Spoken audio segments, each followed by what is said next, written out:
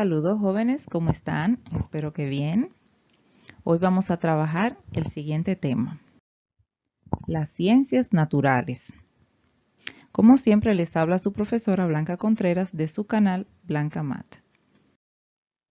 ¿Pero qué son las ciencias? Bueno, las ciencias son un conjunto estructurado de conocimientos y técnicas que buscan la interpretación o explicación de los fenómenos. ¿Pero qué es un fenómeno? No es una persona rara, ¿no? Un fenómeno no es más que la manifestación de una actividad que se produce en la naturaleza y se percibe a través de los sentidos. Aunque se han propuesto distintas clasificaciones para la ciencia, la más ampliamente consensuada y utilizada es la sugerida por el epistemólogo alemán Rudolf Carnap en el año 1955. Vamos a ver de qué se trata esta clasificación.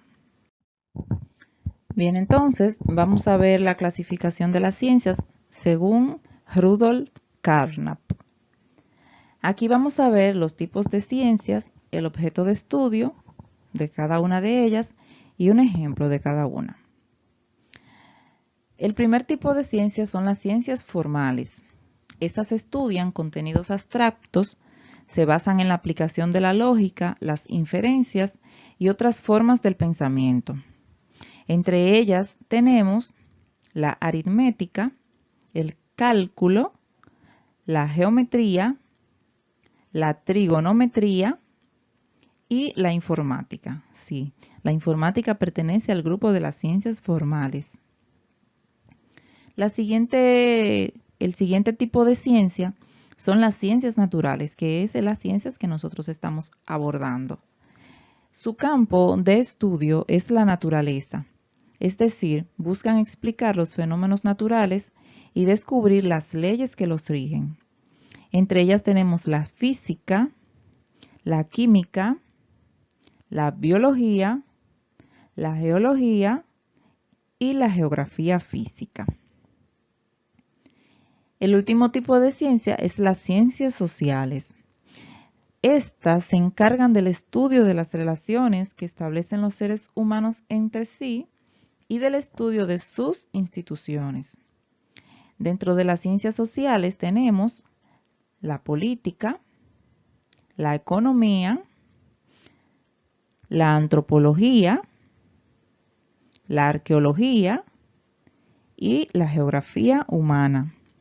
Entonces tenemos tres tipos de ciencias: las ciencias formales, las ciencias naturales y las ciencias sociales. El campo de estudio de las ciencias naturales es el siguiente, como ya vimos anteriormente. La física, que se encarga del estudio del comportamiento de la materia, de todo lo que ocurre con la materia. La química, que estudia la composición de la materia y sus transformaciones. Fíjense que hay una diferencia entre la física y la química. La física estudia el comportamiento de la materia y la química la composición de la materia y sus transformaciones. La biología, que estudia todos los seres vivos.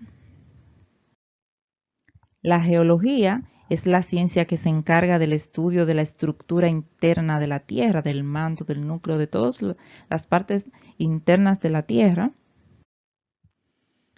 Y por último, pero no menos importante, la geografía física, que se encarga del estudio de la corteza terrestre y de la atmósfera, o sea, todo lo que está por encima de la superficie. De eso se encarga la geografía física. Entonces, para el estudio de las diferentes ciencias se utiliza un método que se llama el método científico. Es el que nos hace así como brillantes e inteligentes. El método científico es un conjunto de procedimientos que deben seguirse en toda investigación científica para asegurar su objetividad. Tengo aquí subrayado objetividad porque es una palabra bastante importante en la ciencia. O sea, ¿qué significa objetividad? Objetividad significa que cuando nosotros vamos a aplicar el método científico, vamos a hacer cualquier experimento, nosotros debemos siempre ver las cosas sin involucrar ningún tipo de sentimientos o ningún tipo de emociones. O sea, todo lo que nosotros veamos, observemos, experimentemos, tienen que ser realidades. O sea, no porque yo sienta algo, yo tengo que hablarlo así, sino que cuando yo experimente o cuando yo explique algo, debo ser objetiva. Cuando yo involucre algún tipo de sentimientos, entonces yo estoy siendo subjetiva. Y en la ciencia no podemos ser subjetivos, sino que debemos ser siempre objetivos. Entonces, los pasos del método científico son los siguientes. Lo vamos a detallar al pasito, explicarlo uno a uno con un ejemplo. El primer paso es la observación. Aquí nosotros centramos la atención en el fenómeno que observamos de una forma precisa y ordenada, de manera reiterada, anotamos los cambios y entonces nos hacemos preguntas para plantear nuestra hipótesis. Luego de plantearnos la hipótesis, viene el proceso de lo que es la experimentación. Aquí nosotros provocamos la manifestación del fenómeno bajo unas condiciones previamente establecidas y el control de las variables principales por parte del científico, con la finalidad de establecer la veracidad o falsedad de la hipótesis. Voy a explicarme con mis propias palabras. En el experimento nosotros marcamos variables para que el fenómeno ocurra según nuestra hipótesis. O sea, para que el fenómeno ocurra, a ver qué sucede. Entonces, cuando nosotros experimentamos, lo que buscamos es ver si la hipótesis que nosotros nos estamos planteando es cierta o es falsa. Esas variables que tú mencionas, ¿serán las mismas variables que mencionamos en matemática, la que menciona la profesora en el álgebra? Bueno, déjame ver. Una variable es cualquier propiedad que puede cambiar o variar, según su nombre lo indica, variable. O sea que las variables van a variar, van a cambiar según el experimento que nosotros estemos realizando. Las variables pueden ser de dos tipos, variables cualitativas y cuantitativas. Las variables cuantitativas son aquellas que miden valores numéricos. Por ejemplo, el peso, la temperatura, la velocidad, todo lo que sea con números, la edad, la altura de una persona, todo eso son variables cuantitativas. Cuantitativas viene de cuánto es. Y el otro tipo de variables son las cualitativas. Las cualitativas son las que admiten solamente categorías. Por ejemplo, miden cualidades, que puede ser miedo, hambre, belleza, ignorancia, el sexo de una persona, si es hombre o mujer, el estado civil, si es casado, soltero, divorciado. Esas son las cualitativas, cualidades. Entonces las cuantitativas miden con números y las cualitativas miden con cualidades. Espero que les haya quedado clara esa parte. Luego de nosotros experimentar, entonces nosotros nos ponemos a interpretar los resultados para llegar a las conclusiones, para sacar las conclusiones que nos haya dado el experimento. Aquí nosotros contrastamos las conclusiones. Si las conclusiones son congruentes con la hipótesis, entonces terminamos aquí. Pero cuando estemos verificando si no se comprueba la hipótesis, entonces nosotros volvemos a hacer el experimento. O sea, experimentamos una y otra vez hasta que la hipótesis sea comprobada. Veamos un ejemplo de cómo se aplica el método científico. Un ejemplo chulísimo de la vida real que les va a interesar bastante. Vamos a hablar acerca de la vacuna de la viruela. Yo creo que ustedes tal vez no han escuchado nunca de ese tema, pero vamos a ver de qué se trata. Edward Jenner fue un científico que vivió en Inglaterra entre el siglo XVII y el siglo XIX. En esa época, la viruela era una peligrosa enfermedad para los humanos, matando casi a un 30% de los infectados y dejando cicatrices en los sobrevivientes o causándoles ceguera. Miren, eso es una enfermedad bastante fuerte que azotó. Sin embargo, la viruela en el ganado era leve y se podía contagiar de vaca a humano por las llagas ubicadas en las ubres de la vaca. Jenner descubrió que muchos trabajadores de las lecherías sostenían que si se habían contagiado de la viruela del ganado, se curaban rápidamente o no se enfermarían de la viruela humana. Entonces, Jenner comenzó el primer paso del método científico, que es la observación. En ese tiempo, observando él lo que estaba sucediendo, creía en la inmunidad obtenida a partir del contagio de la viruela del ganado.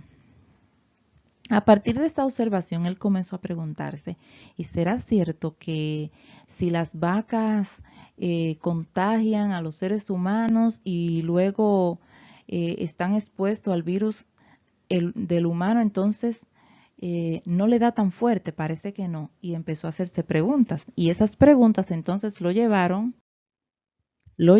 a la hipótesis. Entonces, planteó su hipótesis. El contagio de la viruela del ganado da inmunidad a la viruela humana. Esa fue su hipótesis. El contagio de la viruela del ganado da inmunidad a la viruela humana. ¿Y qué sigue después de plantearse la hipótesis? Sigue el experimento. Entonces, los experimentos que él realizó no serían aceptados hasta hoy en día, o sea, no serían aceptados, ya que fueron realizados en humanos. Aunque en ese momento no había otra forma de comprobar la hipótesis, de todas formas, experimentar con un niño hoy sería completamente inadmisible. Jenner tomó material de la llaga de la viruela de una vaca, de la mano de una lechera infectada, y lo aplicó en el brazo del niño, el hijo de su jardinero. El niño se enfermó durante varios días, pero luego se recuperó totalmente. Posteriormente, Jenner tomó el material de la llaga de la viruela humana y la aplicó al brazo del mismo niño. Sin embargo, el niño no contrajo la enfermedad. Luego de esta primera prueba, Jenner repitió el experimento con otros humanos y luego publicó sus descubrimientos. Entonces llegó a la conclusión, hipótesis confirmada, por lo que su conclusión sería que infectar a una persona con viruela vacuna protege contra una infección de la viruela humana. Posteriormente, la comunidad científica pudo repetir los experimentos de Jenner y obtuvieron los mismos resultados. Entonces se le aplicó el método científico y llegó a su conclusión. De esta manera se inventaron las primeras vacunas, aplicar una cepa débil de un virus para inmunizar a la persona contra el virus más fuerte y dañino. Ahí está. No sé si ustedes tienen esta marca en su brazo. Esa es la vacuna de la viruela. Si se revisan su brazo van a encontrar que tienen ahí esa marca. Esa marca es de esa vacuna. Miren qué fuerte. Esa marca que queda ahí es de una mini viruela que le dio. Y eso se le infectó, se le puso grande. Lo que pasa es que ustedes tal vez no se acuerdan porque estaban pequeños. Pero eso se infecta y se hace una viruela. Y miren la marca que deja tan grande. Imagínense que eso le aparezca en todo su cuerpo. Que sean marcas así. Es bastante terrible. Entonces vimos cómo Jenner aplicó el método científico y descubrió la vacuna de la viruela y también las otras vacunas, porque esa fue la precursora de las vacunas. Fíjense que la palabra vacuna viene porque fue del ganado vacuno que Jenner obtuvo esa forma de prevenir esa enfermedad tan mortal. Entonces, vamos a resumir los pasos del método científico.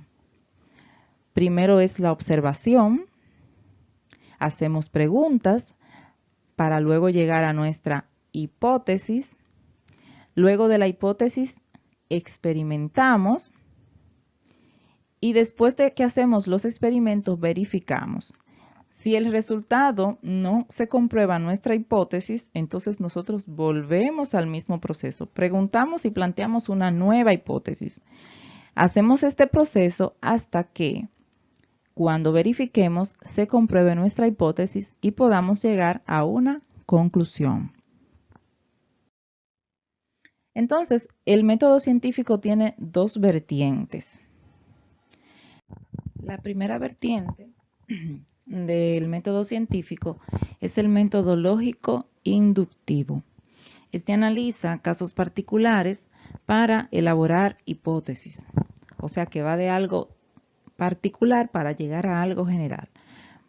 Por ejemplo, observamos que gran parte de los casos en que no se redujo la velocidad antes de entrar en una curva terminaron en accidentes y a partir de este hecho inducimos que siempre debemos desacelerar al tomar una curva. O sea, vemos casos particulares en donde siempre que se va a una velocidad exagerada no se reduce la velocidad al llegar a una curva, ocurre un accidente. Entonces, ¿qué debemos hacer? Partiendo de esas particularidades, llegar a una hipótesis general que sería que en las curvas siempre hay que reducir la velocidad. El método lógico inductivo. La otra vertiente del método científico es el método hipotético deductivo. Este parte de antecedentes y de hipótesis ya comprobadas, sean estas teorías o leyes, para explicar los fenómenos observados. O sea que parte de lo general a lo particular. Por ejemplo, observemos un objeto luminoso que describe una trayectoria elíptica y tiene un halo. Consultamos el libro de astronomía y vemos que las cometas son luminosas, orbitan alrededor del Sol, tienen trayectorias elípticas y dejan un rastro visible en forma de cola. Como el cuerpo celeste que vimos se ajusta a esta definición, entonces lo que vimos fue una cometa. Entonces, ese método va desde algo general a algo particular. Ese es el método deductivo. Bien, chicos, hasta la próxima. Espero que les haya gustado la clase del día de hoy.